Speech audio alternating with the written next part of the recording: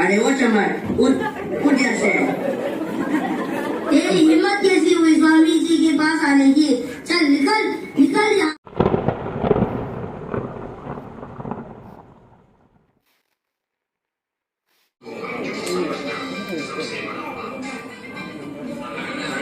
दूसरों की भलाई करने में मदद करे। प्रणाम महाराज। महाराज अब जब से यहाँ आए हैं तब से लगातार लोगों से बातें कर रहे हैं, आपको थकान नहीं लगती? कौन हो तुम? महाराज मैं चमार हूँ। अरे वाह, तुम तो सबसे नेक काम कर रहे हो, भगवान तुम्हारा भला करेगा। महाराज आपने 3 दिनों से कुछ खाया पिया नहीं, ये देखकर मुझे बहुत दुख होता है।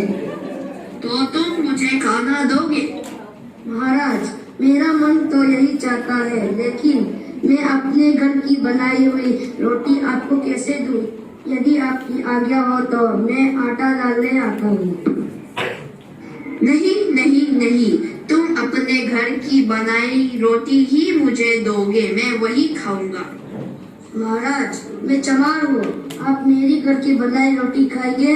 नहीं नहीं महाराज, मैं खेतरी के राजा की प्रजा हूँ। महाराज राजा जी को अगर पता चल गया कि चमार होकर मैंने एक सन्यासी को रोटी बनाकर दी तो मुझे भारी दंड मिलेगा महाराज, और राजा जी भी मुझे दंड देंगे। डरो मत, अगर यह बात के लिए तुम्हें सजा मिली या दंड हुआ तो मैं भुगत लूंगा।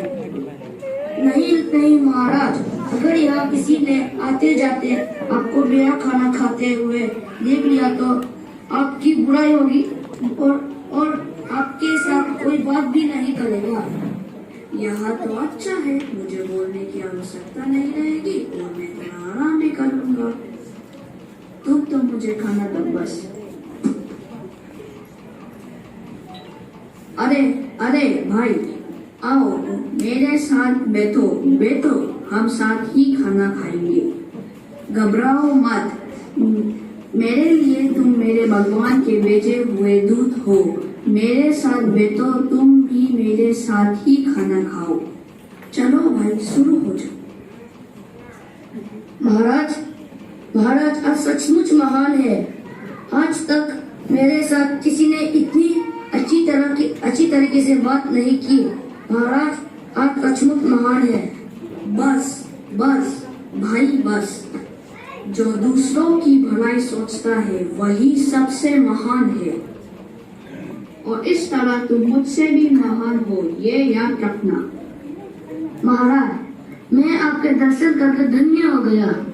वाह क्या स्वाद है, ये रोटी कैसे बनाई, मैं तो बयान तक नहीं कर सकता। आज मेरी ये रोटी का प्रतीक हो गया।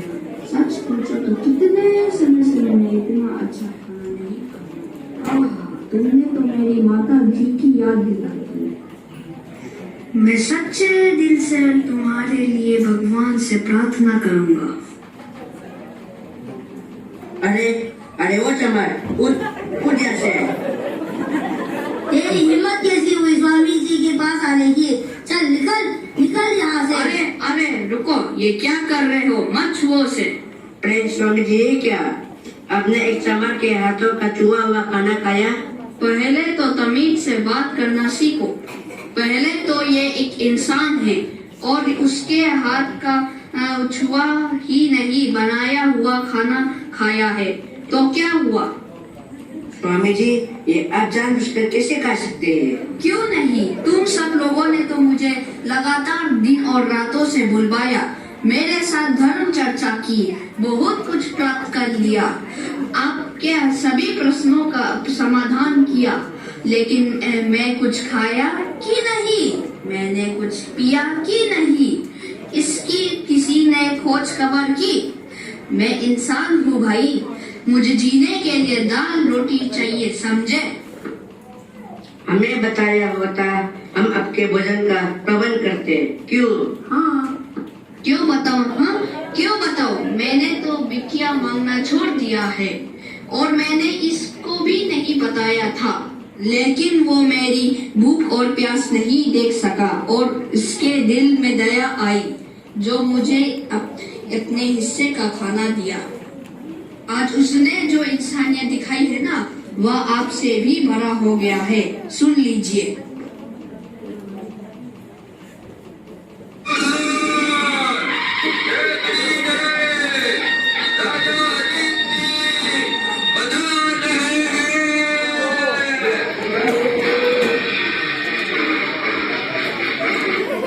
प्रणाम स्वामी जी। नारायण, कीर्ति नरेश, उठिए राजन। ये क्या स्वामी जी, हमने सुना कि आप 3 दिनों से स्टेशन पर रह रहे हैं। कितनी असुविधा हुई होगी आपको। स्वामी जी, कृपा करके आप ये फल ग्रहण करें। मैंने तो अभी अभी बहुत स्वादिष्ट भोजन ग्रहण किया है राजन। अरे वाह, आपको भोजन किसने दिया? महाराज, महाराज मुझसे बहुत बड़ी भूल हो गई है, मुझे क्षमा कर दीजिए। अब से ऐसा फिर कभी नहीं होगा। अरे ये कौन है और इसने क्या गलती की? महाराज, ये चमार है और इस स्टेशन में काम करता है। महाराज, इस चमार ने अपने हाथों का बनाया हुआ खाना स्वामी जी को खिलाया। सिप सिप सिप सिप, इसे तो दंड मिलना चाहिए। इससे मिलना चाहिए। मगर आपके दंड का अधिकारी कौन है जिन्होंने मेरे साथ 3 दिनों रातों तक बातें करके मुझे भूखा प्यासा रखा या मेरी दुर्दशा देखकर मुझे खाना दिया? बताइए। महाराज, आप 3 दिन से भूखे प्यासे हैं। आपकी ऐसी दुर्दशा किसने की? उसे दंड दिया जाए। तो महाराज, इस चमार को दंड नहीं मिलना चाहिए क्योंकि इसने मुझे खाना दिया है। मेरा अनुरोध है कि आप इसे योग्य पुरस्कार दें। महाराज, मनुष्य कर्म से महान बनता है, जन्म से नहीं। स्वामी जी, मैं आपके बात से सहमत हूँ। दीवान जी, जी महाराज, इसे योग्य पुरस्कार दिया जाए। और आज से तुम स्टेशन पर नहीं लेकिन राज दरबार में काम करोगे। महाराज, आपके इस बड़प्पन से मैं बहुत प्रसन्न हुआ। जब तक झूठी सभ्यता के नाम से पहचाने जाने वाली बीमारी अस्तित्व में है, तब तक दरिद्रता अवश्य रहेगी। इसीलिए उसे दूर करने की आवश्यकता भी बनी रहेगी। सुनो भाई, जब तुम अपने आप को हीन समझोगे, तब दुनिया भी तुम्हें हीन समझेगी। तुम्हारा काम कतई नीच नहीं है, बल्कि सबसे ऊंचा है। क्योंकि अगर तुम जूते चप्पल नहीं बनाओगे तो लोगों को चलने फिरने में कितनी मुश्किल होगी, सोचो। इसलिए अपने आप को छोटा मत समझो। अपना कर्म निष्ठा और गर्व के साथ करो। मैं तुम सबसे यही चाहता हूँ कि तुम लोग आत्मा प्रतिष्ठा, जातिवाद और ईर्ष्या को हमेशा के लिए छोड़ दो। स्वामी जी, मन चाहता है जीवन भर आपको सुनता रहूं, आपसे सीखता रहूं और आपके बताए हुए मार्ग पर चलता रहूं। महाराज, सबका भला कीजिए, लेकिन याद रखिए, भलाई का मार्ग संसार में सबसे अधिक उबड़ खाबड़ है तथा कठिनाइयों से पूर्ण है। इस मार्ग में चलने वाले की सफलता आश्चर्यजनक है। मुझे इस बात की खुशी है कि आप बहुत नेक इंसान हैं जो अपनी प्रजा के लिए हमेशा चिंतित हैं। स्वामी जी, मुझे आशीर्वाद दीजिए, मेरा वंश आगे बढ़े।